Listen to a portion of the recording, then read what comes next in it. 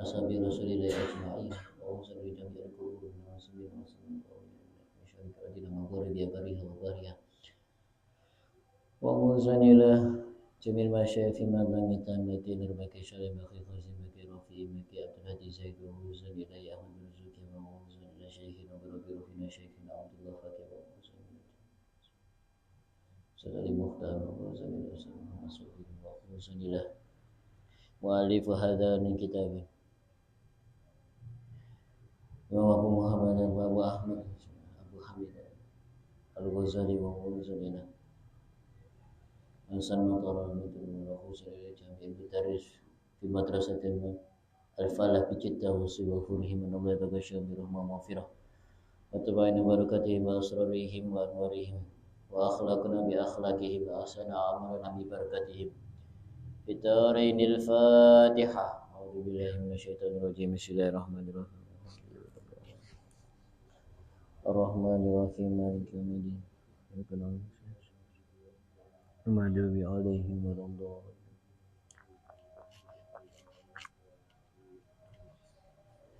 Bismillahirrahmanirrahim Qala al-musannifu rahimahullahu ta'ala wa nafa'ana bihi wa bi 'ulumihi wa 'ada 'alaina min barakatihi fid dharain amin Bismillahirrahmanirrahim adabus sholati utawi iki iku nerangaken tata kramane salat. Terus salat itu adalah afdhalul ibadah.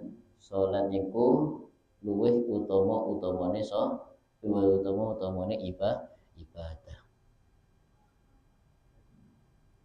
Kranten napa? Kranten salat niku adalah ibadah yang diperintahkan oleh Allah secara langsung. Nabi Muhammad SAW nalikane Isra Mi'raj, beliau mendapatkan perintah berupa sholat 5 waktu, yang mana Allah Subhanahu Wa Taala memerintahkan Nabi Muhammad ini secara langsung. Allah Subhanahu Wa Taala bertemu dengan Rasulullah SAW. Langsung.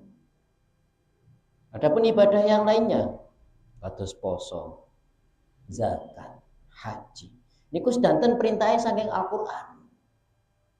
Melalui wahyu yang dibawakan oleh malaikat Jibril kemudian diturunkan kepada Rasulullah SAW. Akan tapi kalau sholat niki khusus langsung Kanjeng Nabi petuk kali Gusti Allah. Kepanggih kali Gusti Allah. Nah, sholat ini termasuk as-sholatu imaduddin.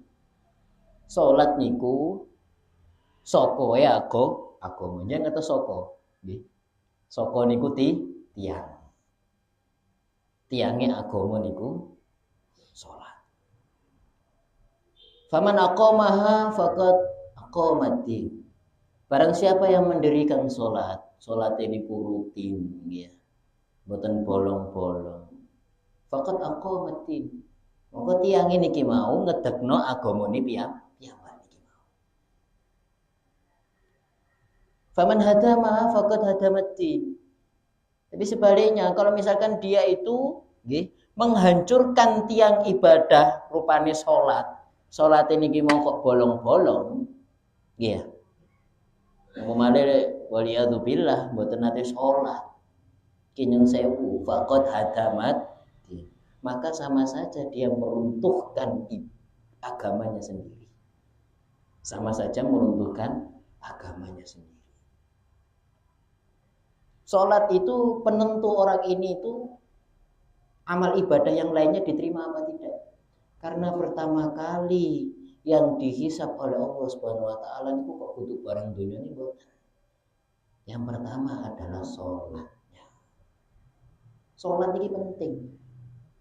Ketika kita dihisab oleh Allah Subhanahu Wa Taala, salat kita baik, salat kita penuh, boten enten bolonge misalnya, maka amalan-amalan yang lainnya akan diterima oleh Allah Subhanahu Wa Taala. Poso kita nggih diterima kali Allah, zakat kita nggih diterima kali Allah, Haji kita nggih didadosaken haji sing mabrur kali Allah. Lan ibadah-ibadah lainnya. Akan tetapi nek misale salate niki mau nggih ya, kok elek. Elek niku maksudnya nggih bolong-bolong. Nalikane dihisab kali Gusti Allah, langsung seketika amalan-amalan yang lainnya ini tidak diterima oleh Allah Subhanahu wa taala. Masih yo ta tiyang niki mau niku nalikane Ramadan poso full saulan. Masih yo ta tiyang niki mau sugih senengane sedekah, tapi lek salate niku mboten bener, nggih mboten ditrampi kali Gusti Allah. Dan iki makanya sholat itu ibadah yang paling penting. Ya, ibadah yang paling penting. Dah, di dalam Al-Quran diterangkan, as-sholatu inna sholata tanha anil fahsya'i wal munkar. Sholat niku bisa mencegah seseorang dari perbuatan keji dan mungkar. Terjemahnya seperti itu. Akan tetapi pertanyaannya kenapa? Di setiap kita sholat, bersamaan dengan itu pula kita masih maksiat kepada Allah Subhanahu wa taala. Berarti ada yang salah dengan hal ini. Dawuh Gusti Allah penjelas, dah Gusti Allah niku mboten kinten kok. Gusti Allah niku kok nggoroi ten nggone kawulane mboten kinten. Janji Allah sudah jelas di dalam Al-Qur'an. Inna sholata tanha anil fahsya'i wal munkar. Salat itu bisa mencegah seseorang dari perbuatan keji dan mungkar. Tapi kenapa ketika kita sudah sholat, nggih rutin sholatnya, nggih jamaah terus, mboten enten bolongi, tapi kok tasik maksiat datang Gusti Allah. Iki wonten salah dari sholat kita. Ada sesuatu di balik sholat kita. Dan salah satu penyebabnya mungkin adab kita ketika sholat kepada Allah Subhanahu wa taala kurang baik. Atau mungkin jauh dikatakan dari yang namanya adab ketika sholat. Dijelaskan dalam kitab ini, fa idza faragta min taharatil hadatsyi wa taharatil khabathi fil badani wa thiyabi wal makani wa min satril aurati minas surrati ila rukbati fastaqbilil qiblah qa'iman muzawijan baina qadamai. Fa idza faragta lanalikane mongko nalikane rampung sapa sira min taharatil hadatsyi saking nyuceni hadas wa taharatil khabathi lan nyucikaken reget fil badani ing dalam awak wasiyapi lan penganggo wal makani lan panggongan. Berarti mau min satril aurati lan saking nutupi aurat minas surati saking udel ila rukbati maring dengkul. Mengko fastaqbil kiblah, mengko madhep sapa sira ing kiblat. Kok iman hale ngadeg muzawijan tur jejeg. Jejeg baina qadameka ing dalem antarane sikil loro sira. Yang pertama, ketika kita sebelum sholat, hendaknya kita memperhatikan kesucian diri kita. Ini yang pertama. Dan ini yang menjadi penentu sholat kita diterima apa tidak, sah atau tidak. Ini harus diperhatikan hadirin. Ketika kita mau sholat, pakaian kita ini bersih atau tidak. Bersih ini kategorinya ada dua. Bersih secara hukum fikih atau bersih secara hukum tasawuf. Kita kembalikan lagi.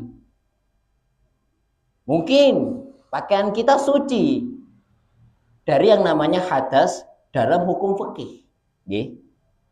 Suci mboten enten najise. Akan tapi bisa saja pakaian kita yang kita pakai ini tidak suci dari pandangan kacamata tasawuf. Pakaiannya dari barang yang tidak jelas. Halal haramnya tidak jelas. Ini harus kita teliti.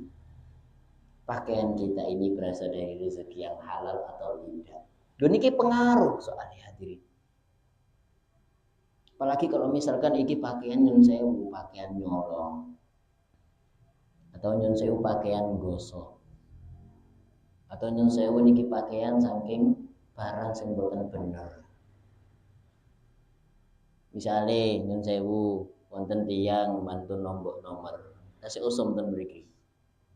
Tasih usum. Alhamdulillah boten usum. Nggih, alhamdulillah.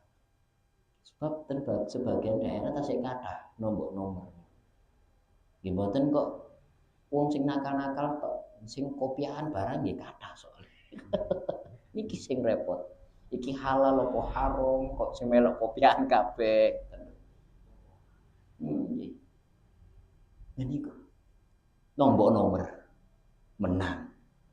Saking syukure, saking senenge, ya Allah, iki dhuwit iki tak gawe tuku takwa. Pemain dilungkas kate posoan. Biasanya kan nek sregep-sregep itu yang tumbas takwa lek pas Ramadan dia. Nggih. Terus napa mboten niku? Berarti podo. Atau misalkan ada keinginan untuk misalnya ambil napa niku tumbas sarung atau kopiah atau barang sepele apapun. Tapi ini berasal dari barang haram, ini pengaruh tenati. Pengaruh tenati gitu. Salat niku nggarai mboten khusyuk niki mau. Ranten wonten faktor jangan-jangan akan kita pakai. Itu yang pertama. Siap kita, pakaian kita. Kemudian tempat yang kita gunakan itu harus benar-benar suci. Kadang kita nggak tahu ini suci atau tidak. Jangan seperti itu. Suci itu bersih dari tiga najis ini. Yang pertama najis mukhafafah, mutawasithah, sama mughalladhah. Mukhafafah contohnya ya napa? Contoh pipise bocah lanang bayi sing tasik dereng disape. Berarti 2 tahun ke bawah. Iku hukumnya mukhafafah. Kemudian yang kedua contohnya mutawasithah niki kathah. Teleke cecek. Misale nggih nyun sewu pipis niku air kencing atau kotoran hewan dan lain sebagainya. Atau getih, nanah nggih. Itu termasuk najis mutawasithah. Kemudian yang ketiga najis mughalladhah. Mughalladhah niku kados contohnya misale wonten napa niku? Dok. Kalau mboten penak nek ngomong asu niku darakno miso. Nyun sewu anjing. Misalkan wonten babi niku kan najis. Kadang kita nggak tahu. Dan karena kadang kita nggak tahu bagaimana cara mensucikannya. Bisa jadi kalau kita misalkan tahu, oh ini najis, tapi cara mensucikannya salah, niki termasuk sik najis. Nggih. Najis mukhafafah niku ya napa carane mensucikan? Dengan diperciki air saja sudah cukup. Tapi yang pertama harus dibersihkan dulu najisnya. Atau kalau misalkan ten karpet ngeten iki, itu kedah dientosi ngantos garing. Sampai tidak berbekas lagi sampai mboten wonten wujude istilahnya. Misalnya mek karek ambune tok. Baru setelah itu kita ciprati dengan air. Itu najis mukhafafah. Yang kedua najis mutawasithah. Sama, harus dihilangkan dulu najisnya sampai tidak ada ainiyahnya, sampai mboten wonten wujude. Baru setelah itu kita beri air. Benten nggih antara nyiprati, yang pertama itu tadi harus diciprati sampai teles. Yang kedua ini kudu digrojok. Kedah digrojok sampai airnya tadi itu meluber. Selain ngoten. Dari tempat yang terkena najis. Misalnya yang terkena najis itu cuma segini. Itu harus diluberi sampai benar-benar lebar dari tempat najis itu. Kemudian yang terakhir iki sing rada angel lan insyaallah jarang nggih. Pemane alhamdulillah mriki pun nggih dan bahkan di daerah-daerah lainnya pun juga jarang sekali orang yang apa niku memelihara anjing, memelihara babi apalagi. Mboten wonten nggih. Iki najis mughalladhah. Niki benten malih. cara mensucikannya. Dihilangkan dulu najisnya, kemudian disiram dengan air selama sebanyak 7 kali. Yang mana salah satu dari siraman tadi itu dicampur dengan debu. Dicampur dengan debu. Itu cara mensucikan najis. Nah, karena kita kadang nggak tahu, kan? Kadang kita nggak tahu. Rumongsone wis suci, padahal asine tasih najis. Jadi ini harus perlu kita teliti. Kemudian yang kedua badan, yang ketiga badan. Badan kita ini harus bersih juga, tidak menanggung hadas kecil ataupun hadas besar. Faktornya lagi, kan ada yang kalau badan itu kan ada yang segi fikih, kados niku mau hadas besar atau hadas kecil. Harus terhindar dari itu ketika sholat. Wonten malih dari pandangan tasawuf. Harus bersih. Jangan sampai dalam diri kita ini mengalir darah yang bersumber dari makanan yang haram. Syubhat niku lho, jarang kata syubhat ya.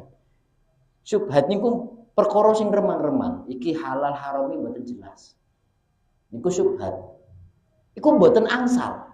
Lek kali para ulama ahli sufi niku mboten angsal. Ahli tasawuf itu melarang perkara yang syubhat. Karena perkara yang syubhat itu bisa mengkeraskan hati. Lah lek tiyang iku wis atine antos niki wangil dijak ibadah. Apalagi perkara haram. Bawaane mesti kepingin maksiat ae. Maksiat atau salat bendino. Lho niki lho sing dimaksud niku. Ini faktor yang pertama. Masih belum ada yang lainnya lagi, masih banyak. Ya yang pertama. Lah salat niku ingkang sae niku sing afdol niku ya napa sih? Kan salat. Nggih. Salat sing paling afdol malih niku ya napa? Afdhalu shalah iku al-jamaah. Salat sing paling sae iku salat jamaah.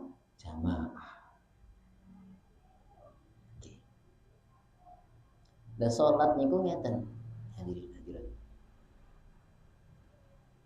Salat niku kedah khusyuk. Nggih, kedah khusyuk. Kalau misalkan enggak khusyuk, boten diterang kali Gusti Allah. Ya memang benar, sholat kita menggugurkan kewajiban kita. Akan tapi kita kadang memang tidak mendapatkan yang namanya pahala. Betul dicatat kali Gusti Allah. Karena tidak adanya khusyuk di dalam sholat kita. Nah, carane lek khusyuk niku ya napa? Niki. Akhirnya timbul pertanyaan kados ngeten iki. Carane sholat sing khusyuk niku ya napa? Jadi yang dimaksud khusyuk teng mriki niku mboten kok khusyuk. Mboten kok khusyuk, mboten. Khusyuk niku angel lho. Angel lho. Sinten sing saged salat khusyuk sampai mulai dari takbiratul ihram sampai salam ku sinten? Sinten? Nek mboten Kanjeng Nabi sinten? Sayyidina Ali karamallahu wajhah. Iku pokoke yang salat. Nalikane perang nate beliau dadanya tertembus anak panah. Dicabut mboten kiat. Akhirnya ya wis, krana aku ya gak kuat. Nek misale mbok jabut langsung wis ngene, aku tak salat. Engko pas nalikane aku salat, jabutan. Dan subhanallah ketika beliau ini salat, dijabut anak panahnya mboten krasa. Mboten bengok, mboten muni ditik mboten. Niku Sayyidina Ali pokoke tiyang salat khusyuk. Mboten mikir napa-napa. Nate nalikane salat pas beliau ketika menjabat sebagai khalifah. Sayyidina Ali salat di masjid. Senes Masjid Nabawi. Senes Masjid Nabawi. Di sebuah masjid beliau salat zuhur. Ternyata masjid ini roboh. roboh. Lah makmume niku wis bengong melayu. Jenenge masjid roboh ya. Wonten lindho langsung melayu. Lha tiyang saniki niku ya. Umane niki wis roboh, wis lan-lanan roboh. Akhirnya makmume niki mau menyelamatkan diri mereka masing-masing. Dan ternyata mereka baru sadar, Sayyidina Ali sih di jero. Ya apa iki kok ditinggal ya apa? Akhirnya setelah dicek oleh para sahabat, dilihat oleh para sahabat, ternyata beliau masih dalam keadaan tasyahud akhir. Masih tetap dalam posisi sholat. Dan beliau tidak tertimpa puing sedikit pun. Umumnya kalau misalkan kita berada di dekat wis mboten usah ado-ado jenengan nek misale ten omah bongkaran nek didadel-dadel ngoten niku kan kena bleduke napa mboten? Sudah pasti kena, tapi tidak ada sedikit pun debu yang menempel pada tubuh Sayyidina Ali karramallahu wajhah. Mesti dijaga kali Gusti Allah. Nah niku Sayyidina Ali. Dan niku nate dites kali Kanjeng Nabi. Kanjeng Nabi nate ndamel perlombaan. Ayo sapa sing iso salat khusyuk mulai awal sampai akhir. Mulai takbiratul ihram sampai salam. Wis gak usah akeh-akeh, 2 rakaat saja kalau bisa saya kasih sorban. Kanjeng Nabi ini para sahabat kados ngoten niku. Lah para sahabat niki tumut. Kata sing tumut panjenengan jenenge apa nggih? Tabarruk ila Rasulillah sallallahu alaihi wasallam. Tabarrukan sorbane Kanjeng Nabi. Akhirnya para sahabat berbondong-bondong. Kata sing gagal. Lah Sayyidina Ali niki tumut. Ipok-pokane wong sembayang lho niki nggih. Nah Kanjeng Nabi niki nggih ngertos. Oh iki sembayang gak khusuk wis metu. Iki sembayang gak khusuk wis gak oleh. Niku pun ngertos Kanjeng Nabi. Kanjeng Nabi pun makrifat. Lah ternyata Sayyidina Ali niki salat. Takbiratul ihram, khusyuk dan Gusti Allah. Khusyuk. Rakaat pertama khusyuk, rakaat kedua bareng pas tasyahud akhir. Badhe salam niku lho. Fil alamina innaka hamidum majid. Nah kok delala Sayyidina Ali niku eling sorbane Kanjeng Nabi sih. Delalah kan Sayyidina Ali niki mau kilingan sorban sing dijanjeni Rasulullah. Gagal salatnya. Dan niku Sayyidina Ali. Nomale Sayyidina sinten niki to mriki. Nomale kita. Sayyidina Ali. Pokoke wong sembahyang khusyuk itu angel. Beliau masih menganggap sholat beliau itu gak khusyuk. Padahal kados ngoten niku sholatnya. Male kita, ya Allah, ya Allah. Sembahyang ngiling tagihan. Ya Allah. Iki sepeda kate dijabel rong dina kas. Ya Allah, iki wayahe bayar utangan. Ya Allah, iki wayahe bayar asuransi. Ya Allah, iki bayar. Nggih. Ya Allah, iki kurang belanja ning pasar, sembarang kalir munda. Ya Allah. Kok gak ono garapan, sepi men. Ya Allah, mau dodolan, kula samono kean yo ana sing payu ya Allah. Itu sholat kita, ya Allah. Sholat kita sangat jauh sekali bila dikatakan khusyuk. Maka dawuh para ulama, gak iso lek wong kon khusyuk ndak iso. Maka kata-katanya dirubah. Sing asline khusyuk menjadi at-takhusyuk. Merdi-merdi khusyuk. Maksa sekuat tenaga bagaimana cara kita untuk khusyuk. Salat iku niku mau madhep tenanan ten Gusti Allah. Lah niki sing angel. Iku wae lho pun angel. Pemane kados khusyuk kados Sayyidina Ali. Terus malih, yang pertama caranya adalah summa qul a'udzu birabbin nas tahassunan biha minasyaitonir rajim. Yang pertama, dianjurkan dan disunahkan sebelum sholat kita bersiwak. Kita bersih. bersiwak. Soalnya setan iku wedi kalau tiang sing siwakan iku wedi. Pernah salah satu sahabat, beliau ini bertemu dengan setan, gak sengaja petuk kali setan. Betul sengaja petuk kali setan. Nah setan ini ku bentuknya apa?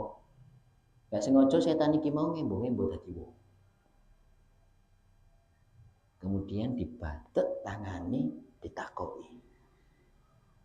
Sing paling mbok wedeni nalikane awakmu nggodha menungsa iku sapa? Akhirnya dijawab kali setan. Sing pertama wong sing bener-bener iman ning Gusti Allah, dek dindiya dhek tetep iman percaya ning Gusti Allah, takut wedi ning Gusti Allah. Iku sing pertama. Kang kaping kalih tiyang sing sregep damel siwak nalikane saderenge salat. Setan iku wedi. Pertama, adab kita sebelum sholat, hendaknya kita memiliki siwak. Mboten nggak ada kayune niku ya napa? Siwak niku adalah pekerjaannya. Yani at-takhlilul asnan, menyela-nyelai gigi. Entah dengan media apapun boleh. Asalkan satu, tidak secara langsung sambung dengan badan kita. Misalnya jenengan siwakan kali driji ini mboten asal. Sing asal ya napa? Misalnya jenengan enggak ada wit atau tanduran jambu ngoten niku. Jenengan sisii, nggih. Pang ini batang ini ku jenengan puklek jenengan sisii. Damel siwakan asal. Pokok gadane piyambak aja nggone tangga. Kok iki modus kadang. Nyolong wit jambu ngomongi, "Nek aku njaluk anune yo. Batange iki lho. Wit jambu kena gawe siwakan, tak sisiki." Nah kok ternyata sing duwe karo njogok jambune bisa. Mboten maksud kula niku nggih niku. Misale nemu niku damel torful kumisiyat. Yang menukarkan ujung dari lengan baju kita. Sunnah. Berarti enggak kudu kok kali napa niku kayu niki mboten. Niki kan namanya kayu arok. Kayu arok ini adalah kayu yang digunakan sama persis oleh Rasulullah sallallahu alaihi wasallam. Niki nek mboten ten Arab mboten wonten. Jenengan nandur ten Indonesia nggih mboten wonten. Mboten ruwah. Mboten tukul. Wonten ten Arab. Nah, ini yang digunakan oleh Rasul. Dan ini kanjeng Nabi urip ten Indonesia. Diktator Gusti Allah ten Indonesia. Wis paling yang gamel wit jambu no wit apa, tapi ten mriku kan mboten wonten. Akhirnya beliau memakai kayu arok. Oh, ten ceritanya. Jadi kalau misalkan nggak punya ini, jangan sampai menghentikan langkah kita untuk bersiwak. Fadilannya ageng. Perkara remeh, fadilannya ageng. Jenengan sholat niku lek piyambak niku dihitung setunggal. Lek jamaah dihitung 27, pahalanya dikalikan 27. Niku mangke lek ndamel mboten ndamel siwak lho niki 27. Tapi lek jenengan ndamel siwak 27 niki mau dikalikan 70 kali lipat. Dari Allah Subhanahu wa taala. Makanya ini perkara remeh, pahalanya gede.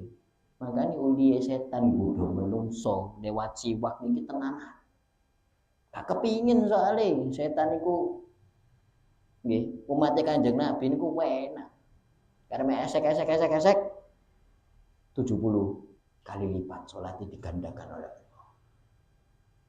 Enggak kepingin setan, makanya kadang itu kita melupakan yang namanya siwak. Jadi ini penting.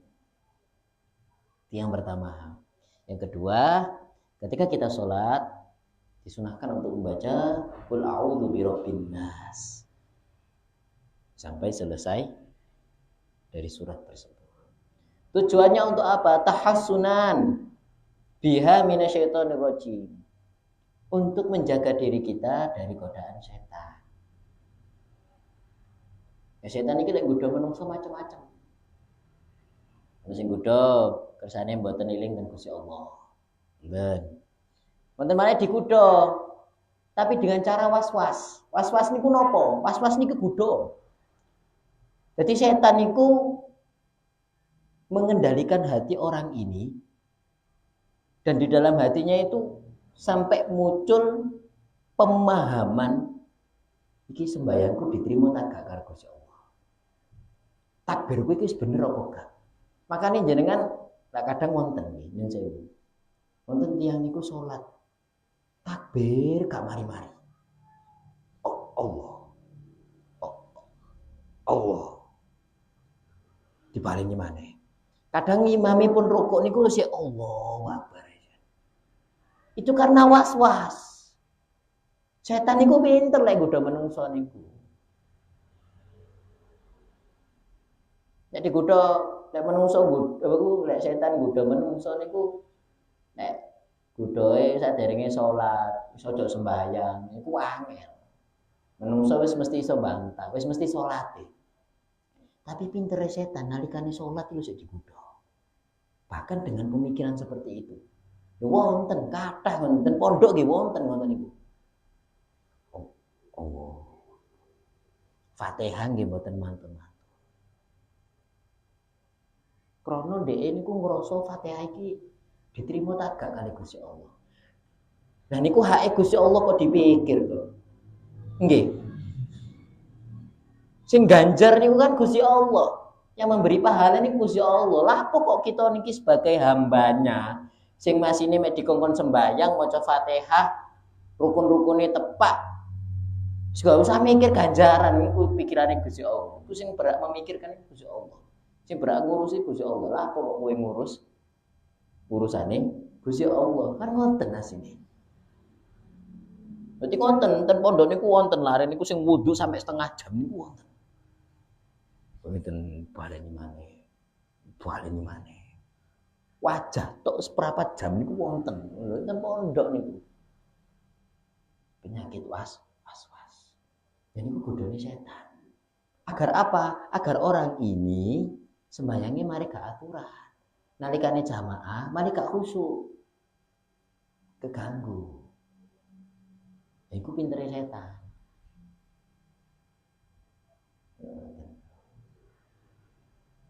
Nah, cara antisipasinya dengan membaca Qul A'udzu birabbin nas iki tadi. Ya kan? A'udzubillahi minasyaitonir rajim. Bismillahirrahmanirrahim. Qul a'udzu birabbin nas, malikin nas, ilahin nas, min syarril waswasil khannas, alladzi yuwaswisu fi sudurin nas, minal jinnati wan nas. Kul ucapa sapa sira Muhammad, a'udzu. Nyuwun pareksa sapa ingsun. Birabbin nas. Kelawan pangerane manungsa, ilahin nas, Tuhan manusia, bi malikin nas, rajae manungsa, alladzi waswisu min syarril waswasil khannas, saking nggih olone was-was al khannas sing ngejak menungso iku ning gone kealanan. Was-was.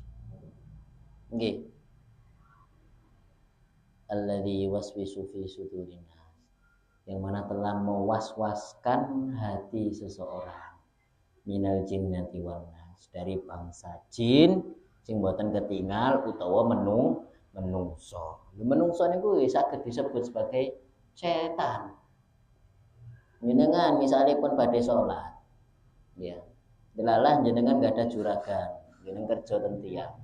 Juragan iki ngomong, sembayangnya kok si ae iki ono lemburan anyar. Kadang sampai boten kok bersolat perkara nuruti juragan. Ini ku termasuk setan. Caranya bagaimana? Ya kita sholat, cuman jangan sampai kita telah, jangan sampai kita kotor, jangan sampai kita bolong. Sekedap tuan, sekedap bos, ya nopo. Iki kula badhe salat riyen, eman peluncine. Iki pun mepet. Mboten nopo. Kan repot, memang jadi repot ya. kadang ono sing melok juragan sing mboten tepak bisa nggih ya. Salat malih kepontal-pontal. Malih kadang mboten keurus salate. Ya memang repot.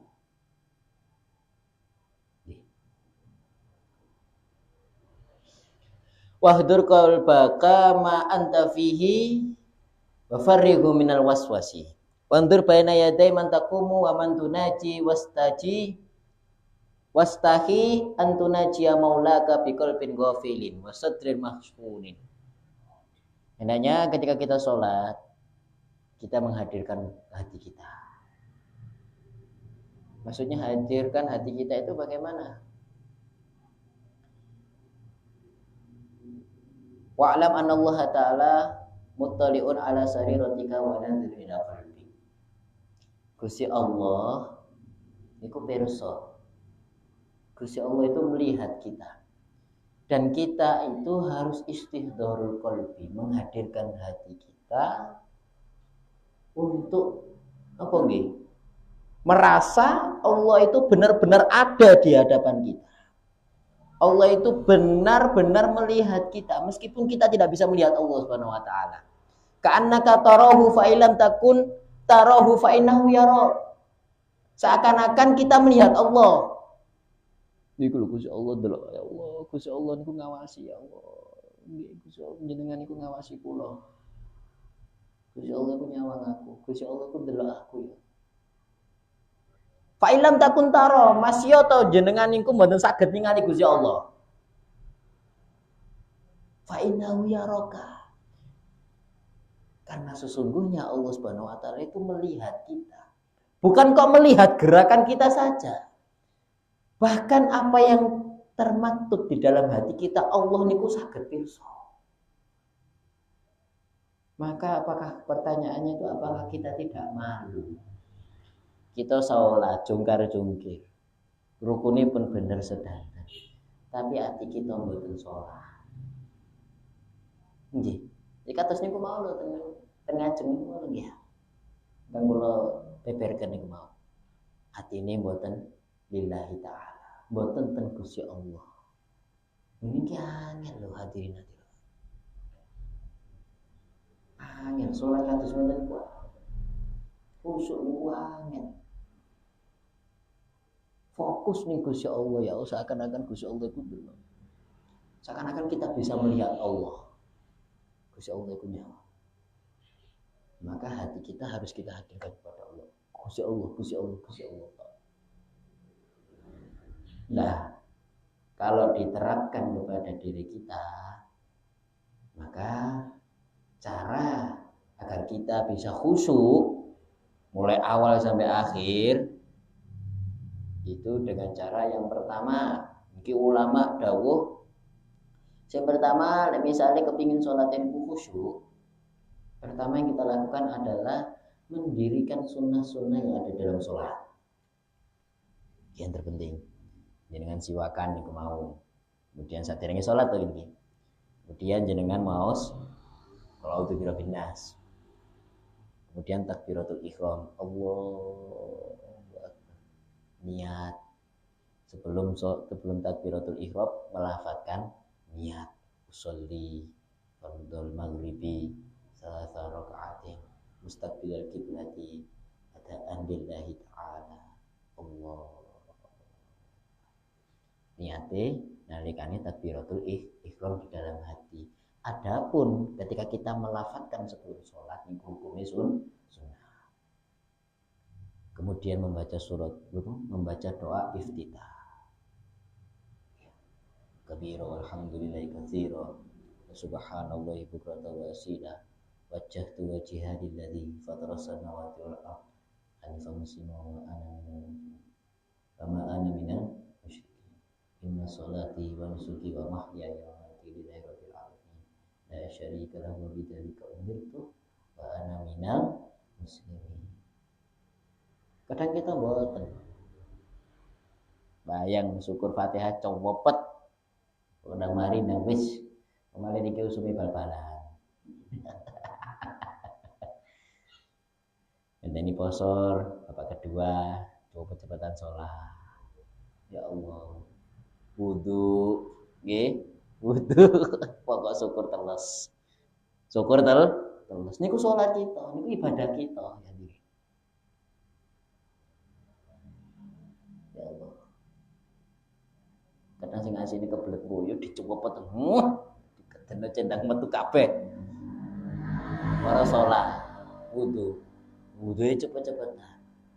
Wis boten ngreken mbok iki mau wis kebaso sedanten no boten niku ibadah kita. Salat kadang boten ya Allah. Bismillahirrahmanirrahim. Berdoa amin Allah Akbar.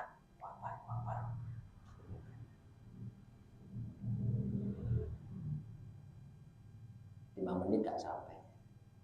Salat kita hadirin.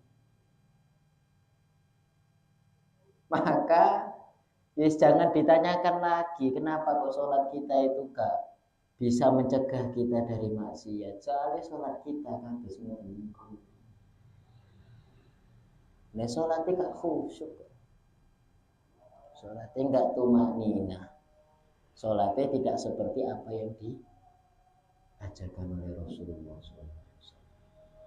Maka itu tadi yang pertama kita harus melakukan sunnah-sunnahnya, benar-benar ditoto. Oh iya iki wayahe doa iftitah, insya Allah dengan khusyuk. Oh iya iki wayahe maca surat pendek. Oh iya iki wayahe maca subhana rabbiyal a'la bihamdi, maca subhana rabbiyal azim bihamdi, maca sami Allahu liman hamidah, Rabbana walakal hamdu mil'us samawati wal ardi wa mil'u. Kadang kan kita ketinggalan. Kita tinggalkan. Alah sunnah ya kok. Buat pokok namari nang wis. Tapi itulah yang harusnya menyebabkan salat kita menjadi khusyuk. Ada. Lah, termasuk cara agar kita itu bisa khusyuk dan diterima sholat kita itu dengan jamaah. Sholat jamaah. Jamaah niki nggih mboten dianggap remeh, pun asal dianggap remeh. Kanten sholat jamaah niku lek dawuh para ulama nggih, dan ini sebagai kaidah al barokatu fil jamaah. Barokah itu terletak pada kebersamaan seseorang ketika melakukan ibadah. Jenengan tahlilan piyambak kali tahlilan rame-rame niku barokahe tahlilan lek rame. Jenengan dahar wong rame kupengan ngoten niku napa niku ngarani talaman. Kalian jenengan maem piyambak niku barokah lek jenengan bareng-bareng. Salat niku jenengan jamaah kalian mboten niku benten. Lah salah satu barokahe jamaah niku ya napa? Jamaah niku kan kalau misalkan kita sholat sendiri itu kan wajib khusyuk mulai awal sampai akhir. Tak khusyuk lah, wis merdi khusyuk, wis maksaya apa carane cek khusyuk ning Gusti Allah. Tapi itu harus mulai awal sampai akhir. Nah kalau misalkan kita khusyuk eling ning Gusti Allah, takbiratul ihram sampai Fatihah to. Sak lintune ku mau wis belas lali ning Gusti Allah, ora eling blas. Sembayang iki pokok kudu ndang mari. Niku ya napa? Maka sing dicatet iki mek takbiratul ihram mek Fatihah, akhirnya mboten sempurna salat kita. Ya bener salat ditulis salat maghrib. Dan buku catatan amal tulis maghrib. Coba tulisannya ya wis. Spesifikasi takbiratul ihram sampai Fatihah. Liyane iku minus belas gak eling Gusti Allah. Lho ngoten catatane. Mboten sempurna. Tapi ketika kita jamaah, ini ki barokah jamaah. Misalnya imame eling mulai takbiratul ihram sampai Al-Fatihah. Kemudian makmume iku ono sing marini Fatihah sampai ruku. Ono maneh sing khusyuk mulai ruku sampai sujud tok. Lalu sampai iktidal. Wis, saliyane iku gak khusyuk blas. Mare ngoten wonten malih sing khusyuk mulai iktidal sampai ngoten terus sampai salam. Akhirnya cara misalnya dikumpulkan salat iki mau iso sempurna khusyuk mulai awal takbiratul ihram sampai salam.